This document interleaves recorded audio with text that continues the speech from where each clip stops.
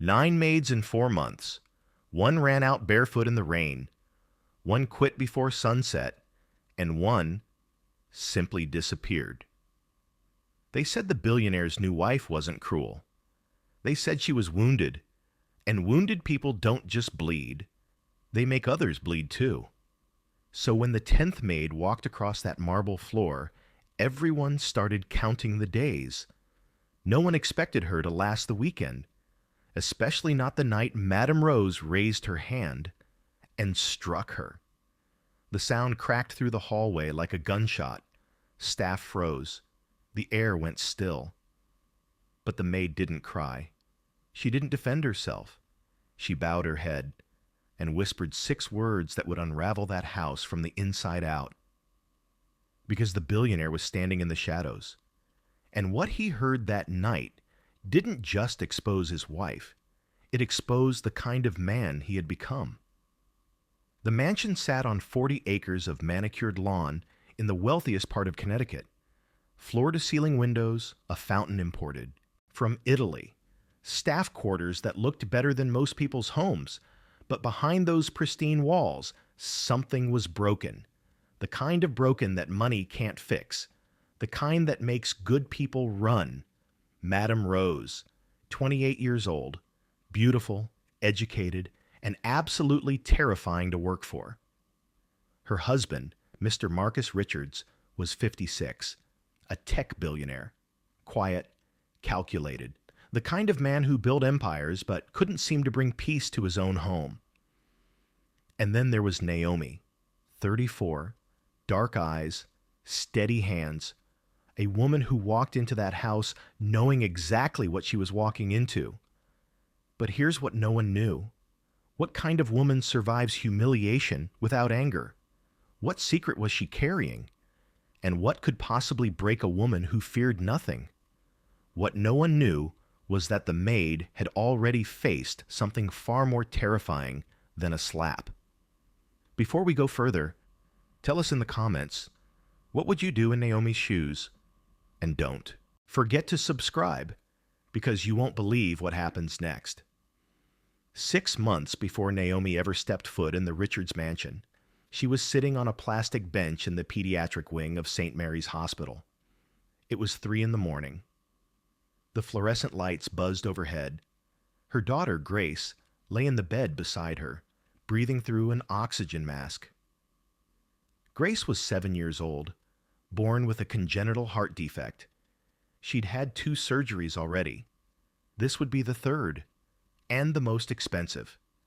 Naomi had sold her wedding ring, her mother's necklace, everything she owned that had any value. But it wasn't enough. The hospital sent letters, then calls, then a final notice. She remembered the exact moment she broke. Not in front of Grace, never in front of Grace, but alone in the hospital bathroom, staring at her reflection in the mirror, hands gripping the sink so hard her knuckles turned white. She whispered one sentence, "God, if you're real, I need you now." That night, she hummed an old gospel hymn her grandmother used to sing while she wiped Grace's forehead with a damp cloth. Something about walking through the valley, something about fear. Grace stirred slightly and smiled in her sleep. And Naomi made a decision. She would do anything, take any job, endure any treatment. Because losing her daughter was not an option. The job listing came through an agency known for placing domestic workers in elite homes. The pay was extraordinary, 3 times the normal rate. But there was a note at the bottom of the posting: high-pressure environment, discretion required. Previous employees did not complete their contracts. Naomi almost closed the email. But then she saw the hospital invoice on her kitchen table. She accepted. The agency director, a woman named Patricia, met her in person before the interview. She looked Naomi up and down and said, "Listen, I'm going to be honest with you. This woman has gone through 9 maids in 4 months. She's young, she's insecure, and she takes it out on the staff. You seem like a sweet person. I'm not sure this is the right fit."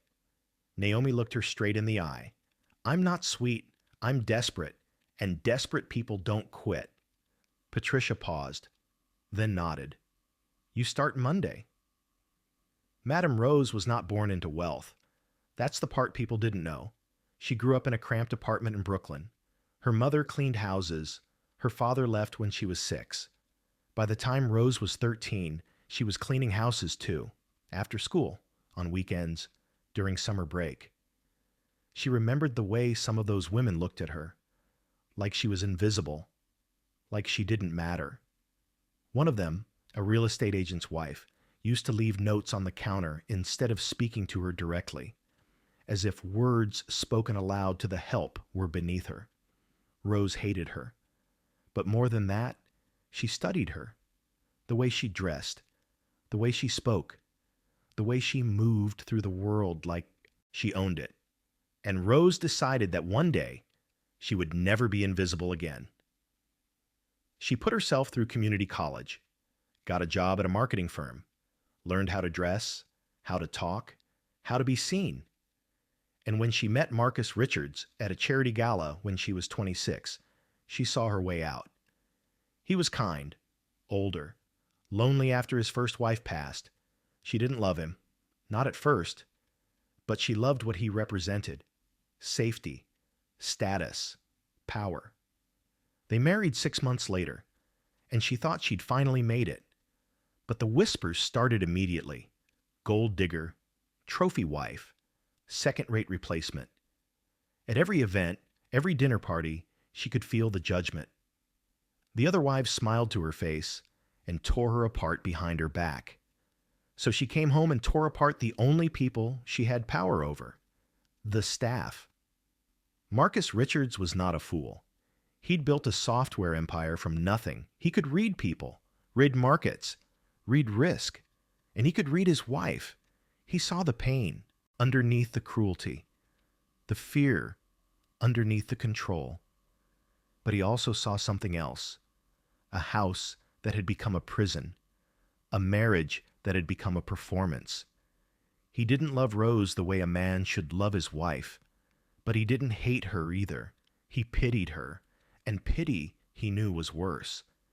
He'd tried talking to her once, after the 6th maid quit. Rose, this has to stop. She'd looked at him with cold eyes and said, if you don't like how I run this house, then run it yourself. He never brought it up again. But he started paying attention to the small things, the way the staff moved around her like she was a landmine, the way silence filled the house like smoke. And then Naomi arrived. From the very first day, he noticed something different about her.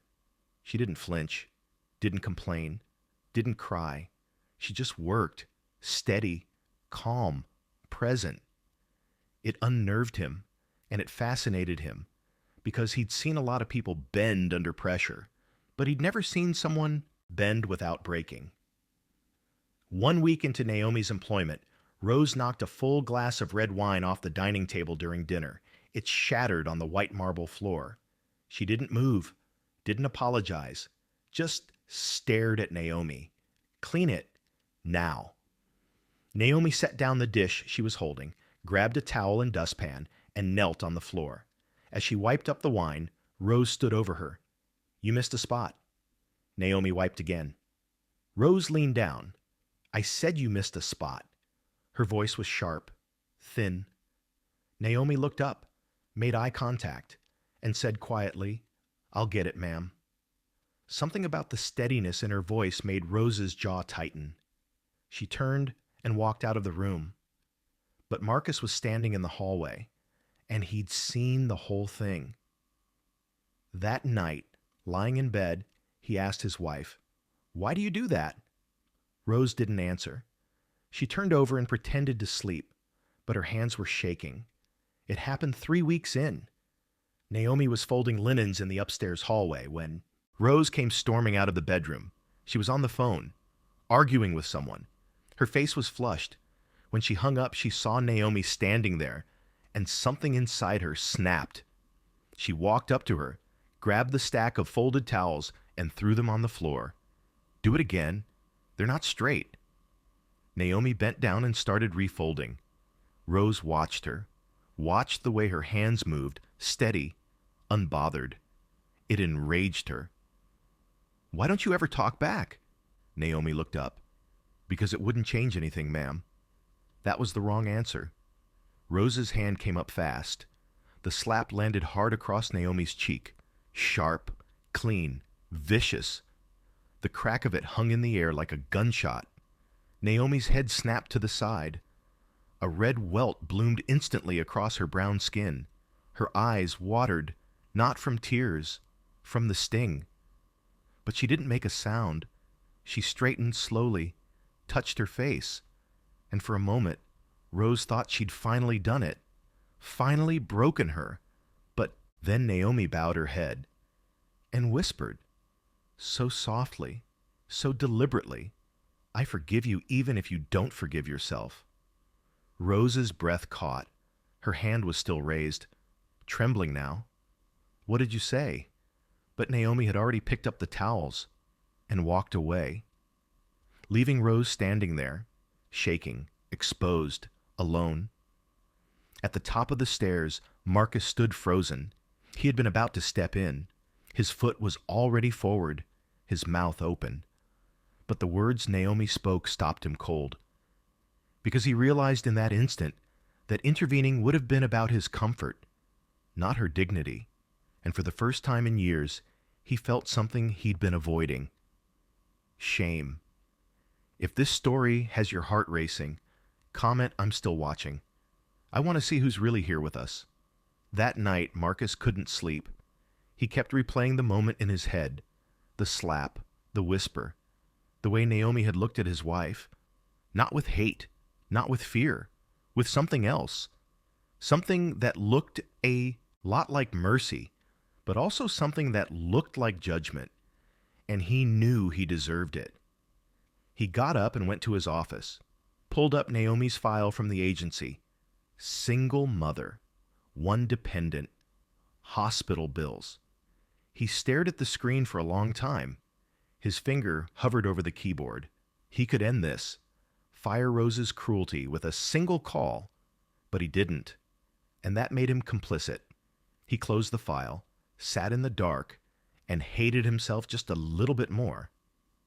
The next morning, Rose was different, colder, more controlled. She started testing Naomi in new ways. She hid her uniform and claimed Naomi had lost it. She accused her of stealing a bracelet that was later found in Rose's own drawer. She made her redo perfectly clean floors, rearrange already arranged flowers. But Naomi didn't break. She apologized when she was accused, redid tasks without complaint, stayed late, came early, and every night, after Rose went to bed, Marcus would find Naomi in the kitchen, quietly cleaning, humming that same hymn. He never said anything, but he watched, and he wondered, what kind of strength does it take to endure that much and still show up the next day? 2 months in, Naomi started showing signs of exhaustion. Her hands trembled slightly when she poured tea. Her eyes had dark circles, but she never asked for a day off, never called in sick. Then one Friday evening, Rose threw a dinner party. 8 guests, a senator, a fashion designer, people who mattered. Naomi was serving appetizers when Rose called her over. She was laughing with a guest. This is Naomi.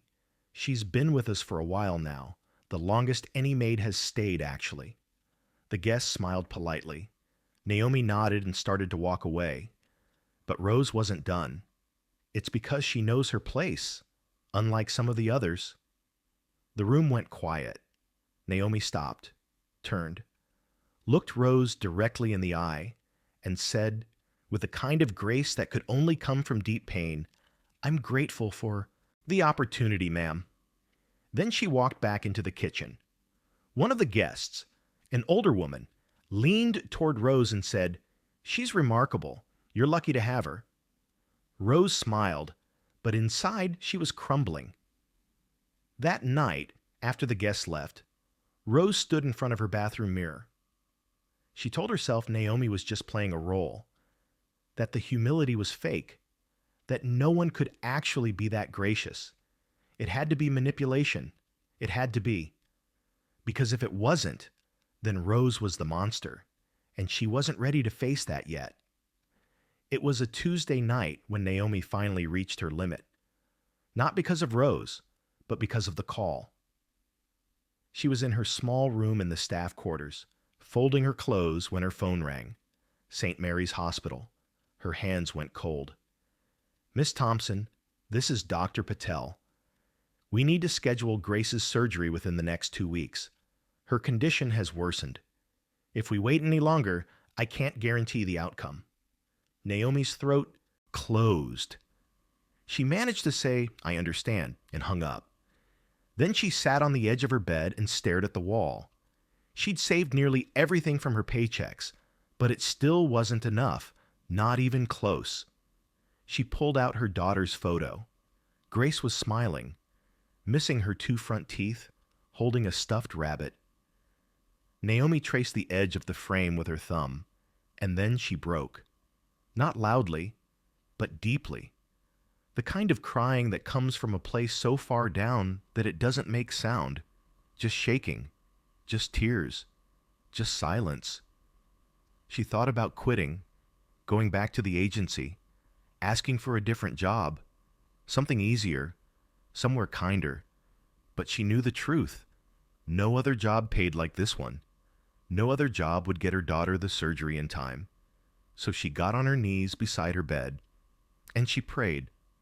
Not a pretty prayer, not a polite one. "God, I don't understand why this is so hard. I don't understand why I have to be here. But if this is where you need me, then help me stay. Give me strength, not for me, for her."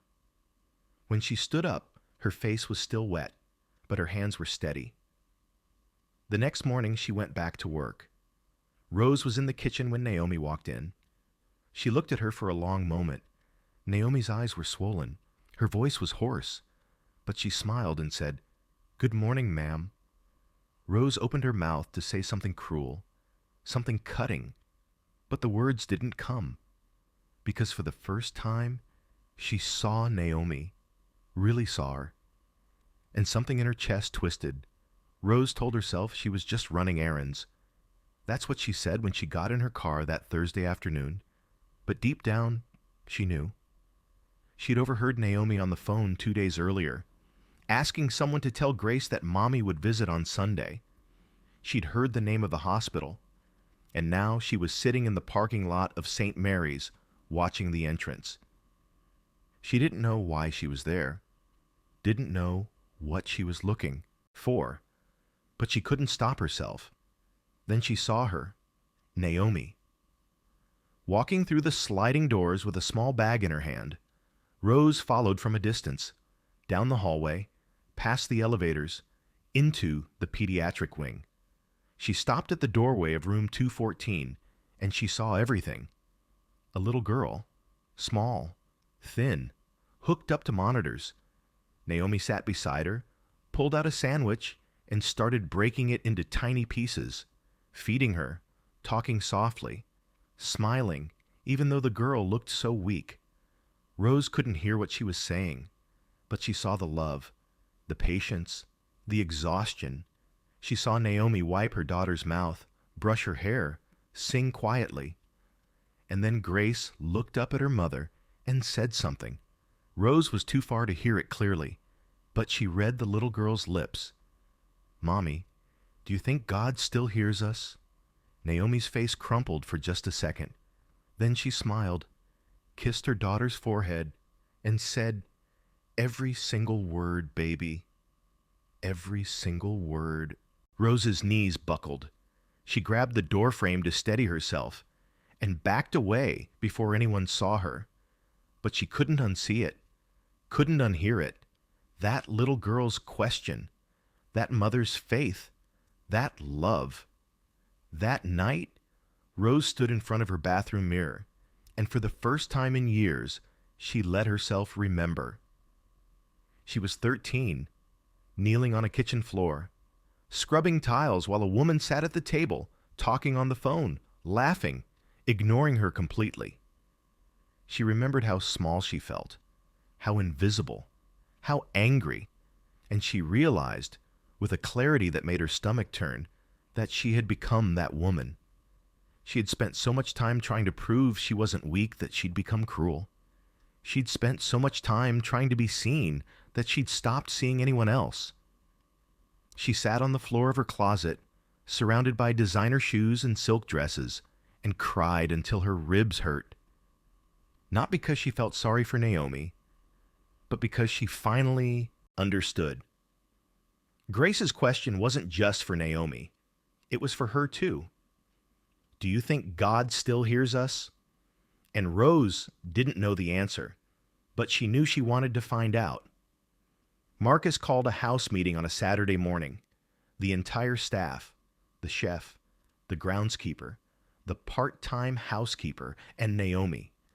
Everyone stood in the main living room confused, tense, waiting. Marcus stood at the front, Rose beside him. He cleared his throat.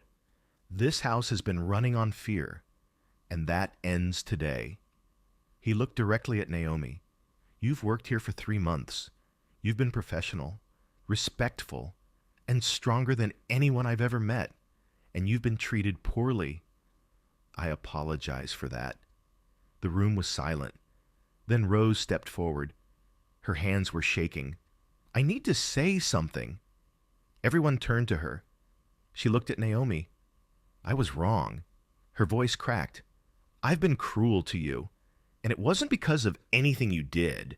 It was because of who I used to be, and who I was afraid of becoming again. Naomi's eyes widened. Rose continued. I saw you at the hospital. I know about your daughter, and I'm ashamed that I made your life harder when you were already carrying so much. She paused, took a breath. Effective immediately, you're promoted to household manager. Your salary is doubled, and all of your daughter's medical expenses will be covered fully. Naomi's legs almost gave out. She grabbed the back of a chair. Rose stepped closer. I'm not asking you to forgive me. I'm just asking you to let me try to do better.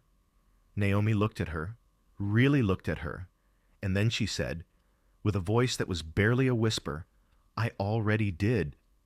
Rose's face twisted. What? I forgave you the moment you hit me. I just had to wait for you to forgive yourself. Rose broke, right there, in front of everyone. She covered her face with her hands and sobbed, and Naomi, without hesitation, stepped forward and hugged her. The staff stood in stunned silence. Marcus looked away, blinking hard, and for the first time in months, the house felt like it could breathe. 2 weeks later, Grace had her surgery. It was successful. Naomi sat beside her bed, holding her hand, watching her chest rise and fall steadily. No machines, no alarms, just breath, just life. When Grace opened her eyes, she smiled. Hi, Mommy. Naomi kissed her forehead. Hi, baby. A nurse came in with flowers, a huge bouquet. The card read, From the Richards family, with love and gratitude. Naomi held it and cried. Not from sadness, but from relief, from grace, from the kind of miracle she'd stopped believing in. 3 months later, the house was different. There was laughter in the hallways. The staff smiled. Rose started hosting dinners again, but this time she thanked the people who prepared them. By name, in front of the guests. Naomi brought Grace to the house once. Rose met her at the door, knelt down and said, You must be Grace. I've heard so much about you. Grace looked up at her mom, confused. Naomi smiled. This is Miss Rose, sweetheart. She helped us. Grace gave Rose a shy smile, and Rose felt something she hadn't felt in years, worth. Not because of what she owned, but because of what she'd given. Marcus watched from the hallway, and for the first time since they'd married, he saw his wife smile. A real one, not for show, not for status, just because. Sometimes strength isn't loud, sometimes it doesn't fight back, sometimes it stays. And in staying, it becomes the mirror that forces others to change. Not every battle is won with fists. Some are won with grace. Naomi didn't set out to change Rose. She set out to survive, to love her daughter, to keep going. But in doing that, in choosing mercy over bitterness, endurance over anger, she became the kind of person that makes others want to be better. And that's the rarest kind of power, the kind that doesn't demand, the kind that just is. So here's my question for you. What would you have done in Naomi's position? Would you have stayed? Would you have walked away? Would you have fought back? I want to know. Drop a comment below and tell me honestly, do you believe patience is weakness or power? Because I think a lot of us have been taught that standing up for yourself means being loud, being aggressive. But what if real strength is quieter than that? What if it's staying when everything in you wants to run? What if it's choosing grace when you have every right to choose anger? Think about the people in your own life, the ones who've hurt you, dismissed you, underestimated you. How did you respond? And more importantly, how do you want to be remembered? If this story moved you, do me a favor. Hit that like button. Share it with someone who's going through something hard. Someone who needs to be reminded that endurance isn't weakness, that grace isn't giving up, that sometimes the quietest people in the room are the strongest. And if you're new here, subscribe, because we've got more stories like this one. Real, raw, human. The kind that make you think. The kind that stay with you. The next story might just be the one that changes your life. So don't miss it. I'll see you in the next one.